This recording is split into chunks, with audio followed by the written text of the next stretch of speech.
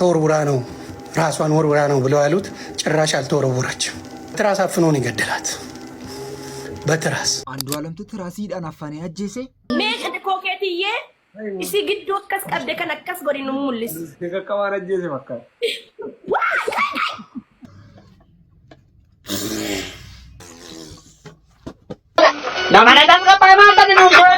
mana barumsaa liidistar yookaan shaashamannee keessatti barsiisaan tokko qur'aana mucaa tokko harkaa qabee darbatee jira.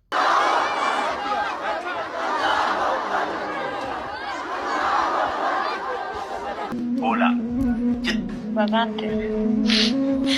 Dalalatee difi beemara brast fakkaatna. Garuu hoolaan sumaam garuu boo ijattee boosiftee kaatee ofii keetii akkas jettee mucaa arrabsita. Oromiyaa shaashamannee keessatti balaan guddaan tokko ka'ee jira. Allahu Akbar! Allahu Akbar! Allahu Akbar! Allahu Akbar! Allahu Akbar!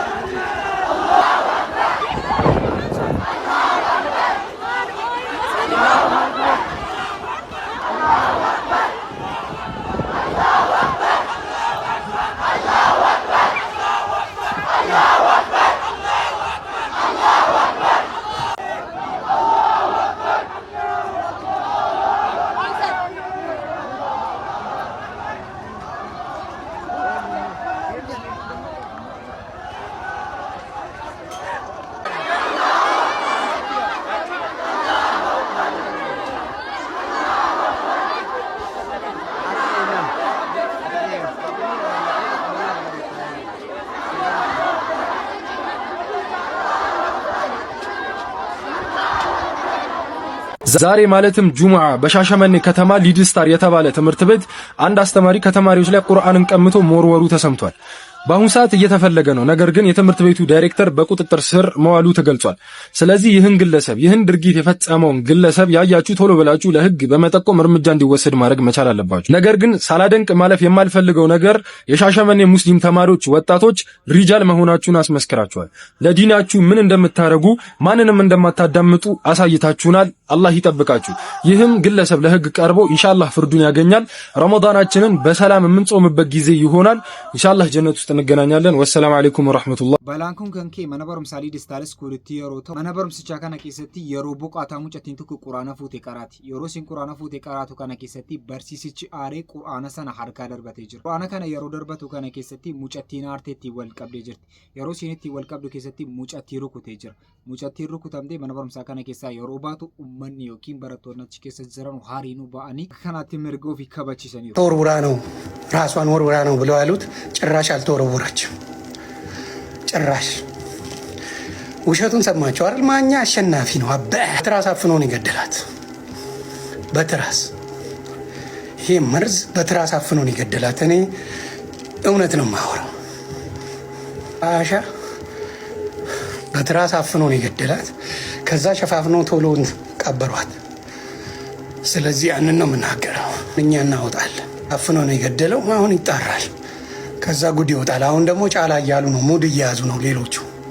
ምንም ግንኙነት የላትም አለው። አንቺን ቁርታ እትም ቢሆን ይሄ ነው በደንብ ሳይመረምሩ የቀበሯት። ለዛ ነው። ስለዚህ በደንብ ነው የምነግርህ። አንተ ቆሻሻ ታሰቃያት ነበር ያኖርካት። መጨረሻ ላይ አፍነ ገደልካት። በልደቷ በትራስ አፍነ ገደልካት። በልደቷ መኔ አልፋታም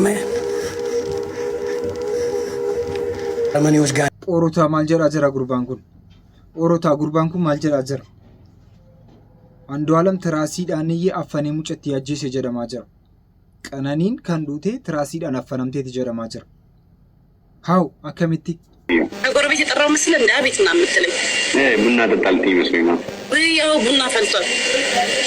ሆዳንችም ሆድ ይዘሻል። ወንበይ ቆንጆ ቡና ነው ያፈላው። በስማ ያረም ቆንጆ ቡና ይች ትቻለሽ እንዴ? ድሮም አንተ እኮ ሰው አይደለም። ትቻለሽ ወይ ያልኩት እንግዲህ እንዴት ነው ማለት ነው? ምን ለማለት ፈልገህ ነው? ምን ለማለት ፈልገህ ነው?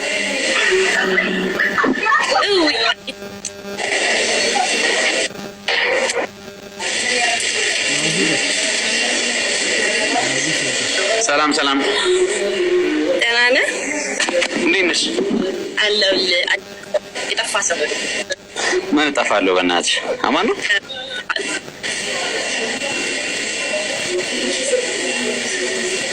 ኪዩ ስማ፣ አንተ ኪዩ ኪያ እንተሪኑ ካከ ከናቲን ደርባ በቃ ቱኑ ጅራው ፊንጀኑ አካን ዝሬታ ነው ኢቱኑ አና ጀኑ ዴቢኒ ነማ ገዲታና ኤኒዌይስ ወንተ ረቢን ፊዱ ሂምቤከው ማሊፉ የሮ ጅራኑ ከነ ኬሰቲ ዋንጋሪ ወጆቹ ዳፋ ያሉ ጃርሳ ኮ ገራ ፉንዱራ ጨል ጀደ ጊዜ ያዱ ነማ አከሚቲ ቤክተኒ ነማ አከሚቲ ሀሬኒሳ ጎቡ ኢርካንሳ የሮ እንደፈገግ በቃ መታሳ እሙረታ ገባብሴ ሙረታ ኡምሪ ዳናና እንቅጤ ፈጌሴ ያዳ ያ ጃርስ ኮገር ሁንዱላ ጊዜ አሰበኩ ሲታሰበን ኦሮታ ኡላ ጋሌን ከነ ጉተን ጅርቱ ሙ ዲራከሲለ ፈረንጅሩ ዲራከሲለ ፈረንጅሩ ሜጂ እንጅሩ የሮ አማ ኬሰ ዲራከሲ አርገቹን ባየ ጭብ kan siiti miti kan nama jechuu qooti. Ati maaliif beekte rifeensi kun kan isii ta'uu baatu? Ayyee akkana ol qabdee nu agarsiistu kan si ta'u. እንደዚህ ተከራክሬልሽ እንኳን አታሳፍሪኝማ። እስቲ አንሹ ፀጉርሽን ሜ አቲ ከራ ፉንድራ ኦል ቀብ ያየ isa ciibsite jirtu akkana ol qabi. Ati shamaraati mi'anuu kan dhiiraa keessi akkan ta'e dhimma sakkarakkan mallaalee. Akkasidha. Isaan namaa yoo magana baay'atu jammare. ilili kana guys Ajal fakkaateerta hindii wayii. Mee qade kooketiyyee isi gidduu akkas qabde kan akkas godhi nu mul'isi. Qaqqabaan ajjeese fakkaata.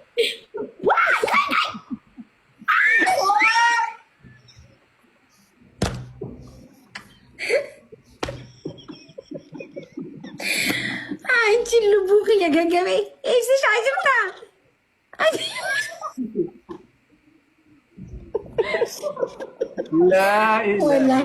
ወላሂ ድራማ ኮንኪ ድራማ ለምን አሰሪም ግን በጣም እኮ አክት ትችያለሽ።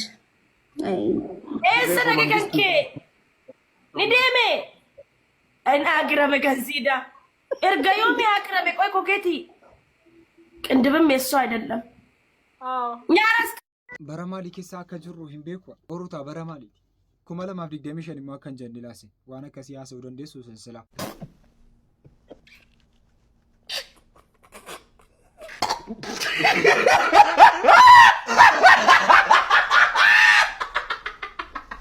ኤኒዌይስ ላይቭ ረቱ ዋንደ ነው አገራ ከነ ቆፋ ሚቲ ጃላላንስ ከምቦ አኑ ደኑ ትጅሩ ጊዜ ከነገሩ ዋይ ከነ አገር ሲሱን ወጀባቴስ ገራና ያቴ የሚወንት ኩን ታይ ወይ ቦይ ቦይ ነገር ሲስ ዱገማ ሲያመናል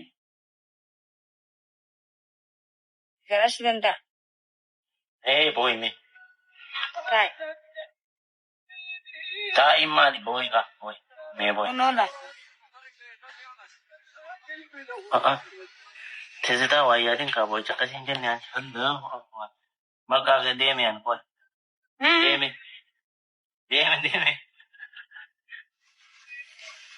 አንዴሜ ሲንቀለዳ ጅራ ቦይ ጀናን መቦት ሆላ ችት በጋት ዛለለቴ ዲፊ በመራ ብራስት ፈካትና ትዝታ ወንበራ ያዳ ኢንሻአላህ ይሄ ቦይ ጀናን መቦት ሆላ ዋንፌ ነጂ ሰኔማ ዋንፌ ተጀ ሆላ መቲ ዋንፌ ጀቲዩ boyin sin kosu jira boy yennan inuma gadi botat kana inne media kana rakatte akana je mana nama live garan letis e makanu nyaate insha Allah qurati warra ararge chit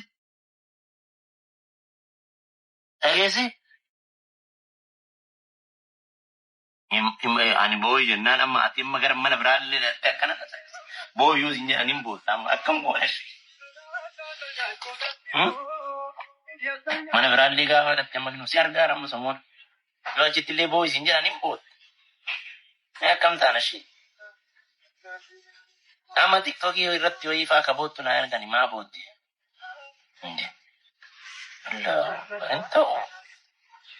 Waan akkasiin ta'u wanta akkasitti hima. Wanti inni boo'ifaan biratti miti. Hojii kiyya loof qalchi dhiifama naa godhu. Boo'ee dhiifamas karaa taniichi dhiifama naa godhu baannaa baasalaama. Wala balqaa bilumaan sitti. Naari. Amma sanii boottee reefa. Wallahi fatishaa. Sorry, sense. Oi.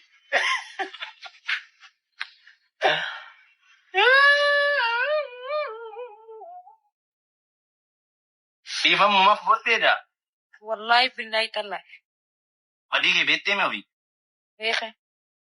Malfa bellis. Edun balles. Malfa bellis. Man mara datte amarra sadi na senta. Mana mara datte lubbuye injet. La cosa wasa pikina jet. Imo kena injet. Injet. Wanu matake. Life matake khesat yona agartena ka fudi life mo wan jamu. Mana nama sente maranu lubbuye jechu kanan. Nage yo anu ma agarte si jebar.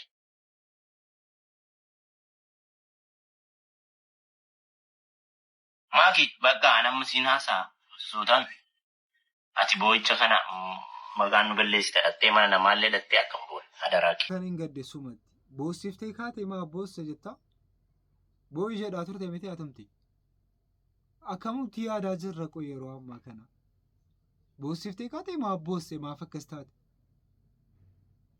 Bakka al tokko jaalala keessa galle irra jettanii miti inni san akkasii wal gootan. Wallahi walin bulla. Ani moo sindee mulan. Hayo soomni bee shawwaala jira shawwaala booda torbee tokko darsi guyyaa soomni bee guyyaa kudha shan booda jiru. Ji'a tokkoo fi torbee tokko guutuun eeggadhaan. Ani kana hunda obsee akkamtan seega. Dhugaa rabbiin danda'u amma qaxxa jettoo wajjin rafuu qabna nyaadhu nyaata. Tapha akkanaadha. Sayid maal jechuudha? Sirrittuu siree biraa naa qabu edda? Siree biraa si qabu wajjin guddee. Hin ta'u Sayid. Sayid maal jechuudha? Na jibbitee moo? Hin jibbine. Siree biraa si qaba. Sayid waliin bullaar. Sayid waliin bullaar. Ayyuu taa'ee tasgabbataa jechuudha. Maal jechuudha? Yeroo soomana ndon gorsina ayyuu haa. Soomana galgalan eeyyamamaa. Ayyuu. Wallee waliin bullaar. Ayyuu achuma taa'ee qoyi siree si qabachitti. Ayyuu gattaa'e. Maal jechuudha? Maal jechuudha illee? Ani jaartii keetii bar galgala inni eeyyamama. Sooma keessa wajjin buluun ta'u sooma hin cabsinan tolchee sooma fedha. Atamma yoo wajjin bule subillee ayyuu tasgabbataa. Sayid maal jechuudha? Ayyuu taa'e. Wajjin bulaa. Qoy jaarsaaf jaartiin galgala erga afxiraa booda maal rakkoo qaba? Aslaali wajjin rafuun irra rakkoo qabu. Wajjin siree tokko irra bulan. Garuu ani fati moo amma wajjin rafne wal agarreemi ni dogongorraa. Innis rakkoon qabu. Maaliin? Soomana keessatti. Ni dogongorraa. Jaarsaaf jaartii yoo taate rakkoon qabu dubartii biraa yoo ta'edha. Nama akkasii jedhe si kijibaayyuu. Nama akkasii jedhe si kijibaa. Lakki namni immoo natti himaa. Eenyu sitti hima? Namni natti himu iyyuu namoonni natti himu. Jiru ayyuu. Ayyuu wajjin buluun ati tolchiti gaafadhu. Boru adaamaa dhine tolchiti achi gaafatta. Sheeka bira si geessa. Soomni seenee guyyaa 15 osoo ilmoo kanaa qabaate rakkoon qabu. Ilmoo waan hin qabneef garuu hin ta'u. Si galee guyyaa soomni baheet shawwaallis darbee guyyaa 15 booda hojii bulla. Kijiba yoo ta'e waan wanta dhufu. Maal adabama? Sheeka biraan as geessa. Boorana si geesse si gaafate. Ijoolleen taasisu jechuun kijibdi ijoolleen. Malee sooma keessa. Yoo ilmoo jaartii wajjin turanii duraan ilmoo qabe yoo taate halkan taraawee salaatanii taraawee booda wajjin bulanitti osoo subii salaanni fajriin ga'een qaama dhiqatan. Ati moo osoo amma ilmoo qabattee wajjin bulle ati nama subii qaama dhiqachuu miti boru soomanaan oolchiti. Na yaaddu jechuun. Maaliif hayyuu? Si yaada barmaan gootanii yeroo sooma. Kanaatti jirra kaa'uurota. Akka kanaatti jira jireenyi keenya akka kanaatti itti fufee jira. Bareechaa du'aa kadhaa malee jijjiiramuu qaba wanti kun. Maal inni jaan? Safuudha abbaa! Namichi mana barumsaa keessatti sila mucattii rukutee qura'aana si harkaa darbate sun qabamee jira. Namichi maal fakkaata? ቁርአንን የወረወረው ግለሰብ በህግ ቁጥጥር ስር ውሏል። እዚህ ጋር የምትመለከቱት ግለሰብ ነው። ትላንትና በሻሸመኔ ከተማ በሊድስታር ትምህርት ቤት ቁርአንን ከተማሪዎች ተቀብሎ ወርውሮ ነበረ። በጊዜው አመልጦ የነበረ ቢሆንም አሁን ላይ የህግ አካላት በቁጥጥር ስር እንዳዋሉ ተሰምቷል። ምርመራ እየተደረገበት ነው የሚገኘው። በአጠቃላይ የትምህርት ቤቱ ዳይሬክተርም ታስሮ ይገኛል። እንደዚህ አይነት ባለጌና ጸያፍ የሆኑ ሰዎች በህግ ቅጣት ሊያገኙ ይገባል። ሁላችሁም ቪዲዮን ሼር አድርጉት። ሰላም አለይኩም ወራህመቱላሂ ወበረካቱ። ኡመታፍ በርሲፈማ ተው ቀበና ምነከሲኩን dhugaa rabbichaanis hin jedha booris iftaanis wanti kun itti fufaa deemaa jira keessattuu gizee raamadaana kana keessa wanta akkasii hojjechuun baay'ee cima quraana akkamitti mana barumsaa keessa galuu dandeenya yoo jettan sa'aatii kana keessatti sa'aatiin kun sa'aatii maaliiti sa'aatii raamadaanaati miti sa'aatii ji'a quraanaati bakka kamittuu deemnaan ijoolleen quraana qara'u silkiidhaan isa ta'u baatanii deeman isa ta'u ታላቁ የጎዳና ላይ ኢፍጣር የቁርአን ውድድር የፊታችን እሁድ በአዲስ አበባ መስቀል አደባባይ ይካሄዳል ተብሏል። የኢትዮጵያ እስልምና ጉዳዮች ጠቅላይ ምክር ቤት ሀገር አቀፍ የቁርአን ውድድርና ታላቁ የጎዳና ላይ ኢፍጣር ስነ ስርዓት በመጪው እሁድ መጋቢት 7 ቀን 2017 ዓ.ም በአዲስ አበባ እንደሚካሄድ አሳውቋል። ቁርአን የእውቀትና ሰላም ምንጭ በሚል መሪ ሐሳብ ሀገር አቀፍ የቁርአን ውድድር የማጣሪያ መድረክ ዛሬ በአዲስ አበባ እየተካሄደ እንደሚገኝም ነው የተገለጸው። ይህንን መረጃ ሁላችሁም ሼር አድርጉት። ቦር ሰገንታ ጉዳቱ ጀር ሰገንታን ኩኒስ ማይኒ ሰገንታ ኢፍጣራ ከራ ጉዳ ረባሜ ኢፍጣር ወጋው ጋራና ከጎደሙ ቤክቱ ሰገንታ ኢፍጣራ ከናራቲ ኡለሞኒ ገሩ ያደባየ ዲሱ ዳቁን ሂንታው ከንጀራን ጅሩ ገሩስ ከምብራ ሞዳቁን ሂንታ ከንጀራን ጅሩ ኤንዌይስ ሙርቴኬ ሰንሱንቱ ቤካ አናከ ኮቴ ዳቁን ሂንታ jara jedhan keessa jiru. Halkan edaa walitti bu'insatu ture. Walitti bu'insi kun magaalaa Gaatiraa yookaan aanaa Saxxammaa Guumaadha jechuudha. Mootummoota shanan keessaa Guumaa keessatti walitti bu'insi ture. Walitti bu'insi ture kuni mucaan amantaa Pheenxee hordoftu tokko mana amantaa kiristaanaa keessatti lallabduu guddoo turte. Aangoo qabdachi keessatti aangoo mana kiristaanaa keessaan beeku dhiifama naa godhaati. Mucaan kuni torban darbee shaadaa qabattee jechuudha. Shaadaa gaafa qabattu haadha ishee fi mucaa ishee waliin shaadaa qabattee jechuudha. Shaadaa qabatte jechuun musliima taatee jechuudha. Eega musliima taate guyyoota muraasa dura hordoftoonni amantaa Pheenxee jiranuu tumanii baay'ee miidhanii halkanii namni acaacinii taa'e yookaan walgahii taa'e jechuudha. Eenyutu tumeedhamee baafamuuf. Gaafa baafamu uummanni namoota shanan tokko murteessee warra kana ifaan ifatti shakkina jedhee acaacinii sana keessaa kennate. Namoonni gaafa kennatu qaamonni seeraa mariisisan deebisanii namoota sana jaarsatti kennan. Hordoftoota amantaa Pheenxee jara sana jechuudha. Jara sana fuudhanii seeratti jaarsatti kennanii jaarsaan fixaa jedhan. Tole jedhanii qaamonni seeraa eega jaarsatti kennee deeme booda jaarsummaan dubbatamee ture. Isin maalii shaadaa qabattee maayinnu keessaa baate jedhaniiti kan reebicha raangaan. Eega kana godhamee booda halkan edaa immoo guyyaa 5 sana malee qobaatti wanti biraa ta'e jechuudha. Qobaatti wanti ta'e suni attaraawwi salaattee manatti galte. Masgiidaa jechuudha isin reef shaadaatti dhufti. Manatti galtee haadhaaf aartii bira jiranii hordoftoonni amantaa Pheenxee gaafa isin galtu achi keessa jiran. Kana jechuun walitti diraamii xumurameera waan ta'eef ani sitti himaa jira. Dhaqanii manatti rukutanii dhagaatti guuranii mana sitti dhagaa guuranii jennaan alallaa jettee dubartiin tokko kutattuudha gaditti baate jechuudha. Gaditti baate bakka na waraaba jettee bakka viidiyoo waraaba du'een dandoo jettee. Yeroo isin gaditti baatu dhagaadhaan mucaa yeroo rukutanii jechuudha. Mucaa amantaa musliimaatti dhufte kana. Haati manuma sana jirti waan ta'eef dhagaan ishee gaggabseera kufteetti isin dhiiddeetti madoofteetti baay'ee miidhamte jechuudha. Gaafa baay'ee miidhamtu haati qabanii utuu haati qaban rukute dhagaan achi manatti guuramaa jiru dhagaan achi manatti guuramaa jiru mucaa rukute jechuudha. Haatitu masaan qabanuu dhagaa bakkee itti guuraa jiru waan ta'eef dhagaan sun mucaa rukutee mucaan gaggabdee kuftee gara hospitaalaa riifeer taate jechuudha. Mucaan sun jechuudha isin shaadaa qabatte. Sana booda maaltu ta'ee rakkoon uumamee ijoolleen kallattii laayivii seenanii achi keessatti girgirriin uumamee egaa sana booda teessiree tarkaanfii fudhatan ijoolleen musliimaa achi keessa jiranuu ijoolleen Saxxammaa jechuudha ijoolleen Gaatiraa tarkaanfii barbaachisaa ta'e dachaan deebisan jechuudha. Tarkaanfiin jira hedduudha kana sana jechuudha yoo dadhabnellee ragaadhaan waan ofirraa qabnuufi tarkaanfii barbaachisaa ta'e cululuqaa ta'e kolfa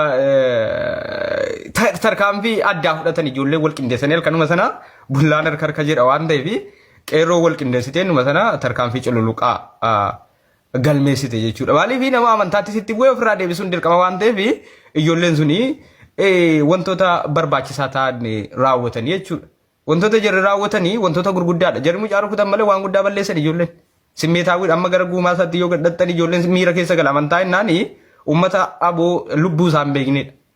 amantaa jennaan gara kan guumaa hundinuu amantaa irratti lubbuudha gara guumaa kana yoo gadhatte amantaa jennaan akka wallala namni normaali namuma normaali amantaa gaafate jette wallaalutti deebi'a jechuudha ijoolleen wallaalanii tarkaanfii charjii minaamin eegalanii dubbiin ammaatee wal buqqisuun dhufe egaa tarkaanfii qabatamaan waan argameedha tarkaanfii fudhatame sun sirrii kana kana hidhee sitti immoo tarkaanfii namoonni hedduun bu'aa jiranii fuula feesbuukii isaanii irratti namoonni hedduun bu'aa jiranii poostiidhaan namoonni hedduun nu qaqqabaa dhumne irraa eega dhuma sodaattanii maa nama irratti tarkaanfii fudhattu.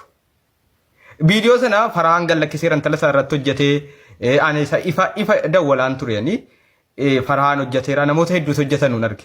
Mucayyoo isinii fida kunoo mucayyoo kanaa jechuudha daqiiqaa isinii fidaa qaa.